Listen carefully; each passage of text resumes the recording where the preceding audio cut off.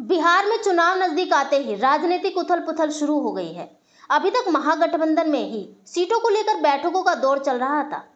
अब एनडीए में भी सीटों को लेकर मंथन शुरू हो गया है। लोक जनशक्ति पार्टी के प्रमुख चिराग पासवान ने भी बीजेपी अध्यक्ष जेपी नड्डा से मुलाकात की। इसके बाद से सीटों के गणित पर कयास शुरू हो गए हैं।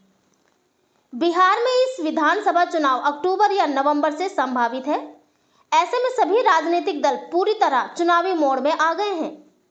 एनडीए और महागठबंधन दोनों ही खेमों में सीट शेयरिंग को लेकर गहन मंथन जारी हो गया है। एनडीए में लोक जनशक्ति पार्टी के प्रमुख चिराग पासवान खुलकर अपने तेवर दिखा रहे हैं। वे लगातार बिहार की सभी 243 सीटों पर लड़ने की बात कर रहे हैं। चिराग का दावा है कि उनका गठबंधन सिर्फ बिहार की जनता के साथ है। गुरुवार को चिराग पासवान ने भाजपा अध्यक्ष जेपी नड्डा से मुलाकात की, जहां सूत्रों के मुताबिक चिराग ने लोजपा के लिए 45 सीटों की मांग रखी है। हालांकि अंतिम फैसला अभी भी बाकी है। अब बड़ा सवाल यह है कि क्या चिराग पासवान सिर्फ सीट बंटवारे में अपनी हिस्सेदारी बढ़ाने के लिए दबाव बना रहे हैं, या फिर उनकी कोई और अलग सियासी रणनीति है।